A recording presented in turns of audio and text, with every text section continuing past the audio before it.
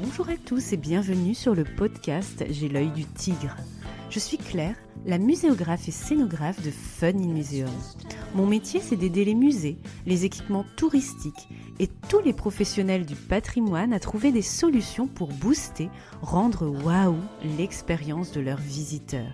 Chaque semaine, je vous donne les stratégies, les astuces et surtout de la bonne humeur pour réinventer avec moi le monde des musées, les rendre plus fun et vraiment accessibles à tous.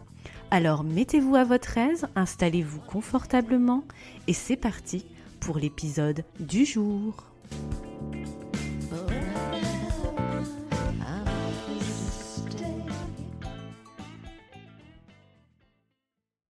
Bonjour et bienvenue dans le premier épisode de l'année 2025 de J'ai l'œil du tigre. Je vous souhaite une belle et douce année 2025. Comme chaque année, j'inaugure en janvier une nouvelle catégorie pour le podcast. Souvenez-vous de Ready to Shine en 2022 ou encore des épisodes Évasion de l'année dernière où on partait en croisière ensemble pour découvrir des ailleurs comme l'intelligence artificielle au musée, le métaverse et même une inspiration au zoo. Cette nouvelle catégorie que vous découvrez chaque année sur J'ai l'œil du tigre n'est qu'une branche parmi une intention plus globale au bureau, chez Fun in Museum, mais aussi dans ma vie personnelle. Je ne choisis jamais ce slogan au hasard. Il m'accompagne toute l'année comme un cap où me raccrocher. Et finalement, ce slogan se retrouve naturellement en arrière-plan du podcast où je vous livre mes réflexions et mes inspirations. Dans cet épisode mensuel, j'avais envie de te partager le mot qui rythmera mon année 2025 après Ready to Shine, Slow Down, Croisière. Lors de mon bilan annuel en décembre dernier, j'ai décidé pour 2025 de choisir comme intention le mot « respire » avec un sous-titre « douceur et sens ». Me dire que cette année, j'allais me poser le plus régulièrement possible la question suivante. Est-ce que cette action a du sens pour moi et mon entreprise ? Est-ce qu'elle est douce aussi ? Mettre plus de sens dans mes actions, canaliser mon énergie, respirer, accueillir la douceur, me donner de la douceur et donner de la douceur à autrui. Lors des formations que j'ai animées en 2024, et les ateliers d'intelligence collective ou encore pendant les réunions ou lors de discussions en aparté avec certains d'entre vous, j'ai remarqué beaucoup d'épuisement, d'agacement, de colère, de violence aussi, avec des épisodes parfois incongrus que je n'avais jamais connus en fait dans ma vie professionnelle, avec des excès de violence parfois et d'irrespect profond. Des actions faites en urgence aussi, sans forcément qu'il y ait de stratégie, de sens, un décalage entre les donneurs d'ordre et ceux qui font, le besoin d'un appel d'air, de respirer. Ainsi, le mot de l'année que j'ai choisi pour moi, pour Fun in Museum et pour ma vie en 2025, souviens-toi, respire, douceur et sens, te parleront peut-être à toi aussi. Et oui, je passe au tutoiement comme dans les épisodes de Mentorat désormais rassemblés dans une playlist intitulée Shine depuis les 4 ans du podcast. Retrouve le lien dans la description de l'épisode que j'avais déjà transmis en décembre dernier avec l'anniversaire du podcast. Choisir une intention, un mot pour ton année qui t'est propre ou qui peut être choisi avec ton équipe dans la structure culturelle où tu travailles, possède de nombreux avantages. Avantage numéro 1. Fini la liste de bonnes résolutions qu'on ne tient pas. Choisir un mot de l'année ne nous met pas en échec et en difficulté dès les premières heures de notre année. Oui, on réussit ou bien non, on se loupe. Il fixe plutôt une ligne de conduite générale comme un horizon qui nous guide sans nous flageller au moindre écart. Par exemple, peut-être que tu souhaiteras être moins stressé cette année. Ainsi, ton mot de l'année peut être de te détendre davantage en 2025, en t'organisant des moments qui te font du bien.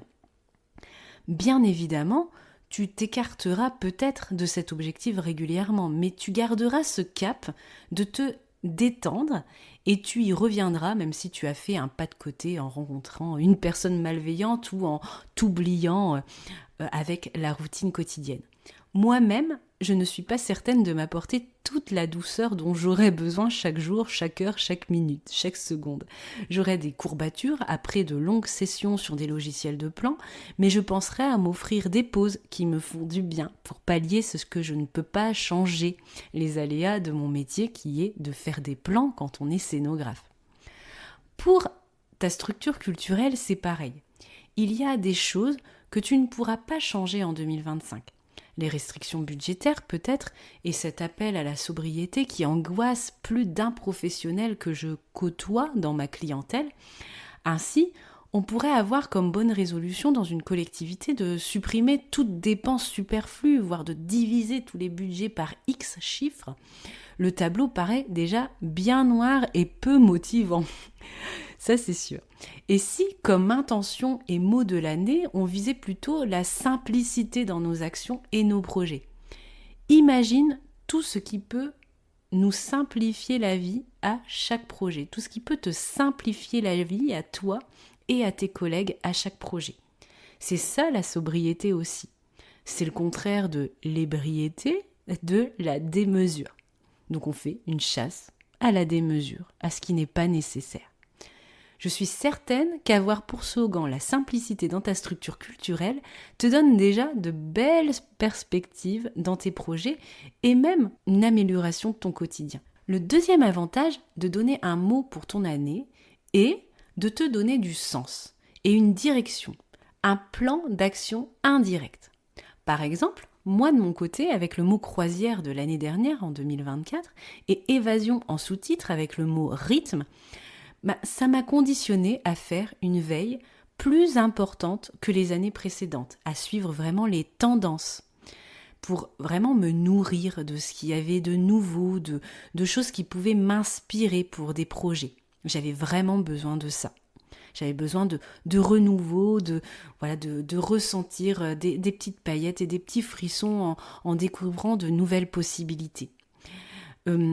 J'ai mis aussi, avec ce mot croisière, évasion et rythme, de mettre mes partenariats, la création de partenariats au premier plan. Et aussi, accessoirement, à m'offrir un joli voyage dans un nouveau rythme familial avec un bébé en plus à la maison. Bien évidemment, il y a eu des roulis, des vagues de la routine aussi, mais j'ai maintenu mon cap parce que je l'avais défini en amont.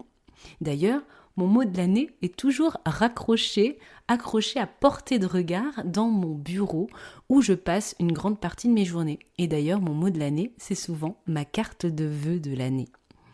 Choisir un mot de l'année pour ta structure est aussi un exercice collaboratif très constructif à réaliser donc en équipe chez toi, dans ton musée ou dans ta collectivité.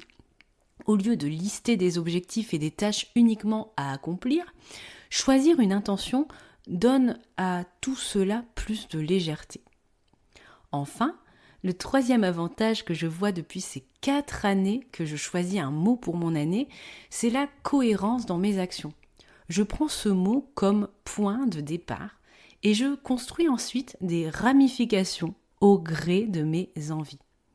Il y a à la fois un cadre, mais une souplesse, une spontanéité possible au fil de l'année.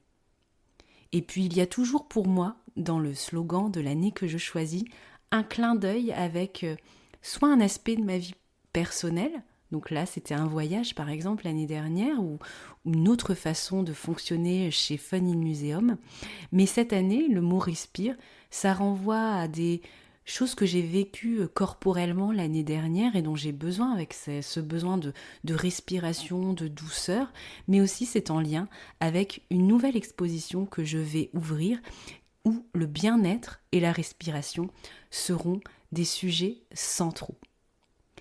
Alors, prêt à choisir ton mot pour cette année, ton intention de 2025 ? Si tu veux te lancer dans cette démarche, voici quelques conseils. Qu'il s'agisse d'une réflexion personnelle ou à mener en groupe, tu peux te poser les questions suivantes. Quel mot résume ton année 2024 ? Quels sont tes 3 kiffs de 2024 ? Quels sont tes 3 bides flops de 2024 ? Quel est ton principal challenge pour 2025 ? Qu'est-ce qui te ferait le plus de bien? Qu'est-ce qui te ferait le plus de mal en 2025? Quelles émotions souhaites-tu ressentir cette année? Et puis, une question que je pose souvent en atelier de créativité ou en formation, si tu avais, ou même lors d'un projet de musée, si tu avais 3 vœux à formuler au génie d'Aladin, quels seraient-ils? Allez, on fait chauffer la lampe. En répondant à ces questions, il y a forcément des tendances qui se dessinent, des mots que tu peux apposer et qui reviennent. Si tu fais cet exercice avec ton équipe, partagez vos réponses ensemble et voyez où vous vous rejoignez et où vous vous écartez. Alors, qu'est-ce que ça donne? Tu pourras retrouver la liste des questions dans la description de l'épisode pour réaliser cet exercice en solo ou en commun, selon ce qui te semble plus judicieux. L'exercice peut être fait individuellement et puis partagé en équipe ensuite pour voir un petit peu le résultat. Et ensuite acter une intention pour votre année. Bien sûr, le plus simple, c'est d'être accompagné pendant cette réflexion. Je suis à ta disposition pour organiser une séance de mentorat pour t'aider individuellement à trouver ton mot de l'année avec des exercices de facilitation personnalisés, avec mes compétences de coach et de mentor. Et bien sûr, la commande d'atelier d'intelligence collective est ouverte pour 2025 pour trouver un cap commun à une problématique, puis initier un plan d'action dans ta structure avec l'ensemble de tes collègues. L'épisode du mois de janvier touche à sa fin, j'espère qu'il t'a plu, qu'il vous a plu et qu'il vous a donné envie de choisir comme moi un mot et une intention pour votre année 2025. Vous pouvez retrouver cet épisode dans la playlist développement personnel du podcast intitulé Shine et j'ai hâte de vous faire découvrir ponctuellement un épisode #respire sur le podcast J'ai l'œil du tigre où mon objectif sera de vous faire respirer, relativiser et acquérir un maximum de douceur dans un secteur qui n'est pas toujours tendre. Donc voilà, ce sera ma mission et mon objectif de cette année, vous apporter de la douceur et puis m'en apporter un maximum aussi de mon côté pour mon entreprise et aussi dans ma vie perso. Encore belle et douce année 2025, retrouvons-nous en février pour l'épisode mensuel. À bientôt!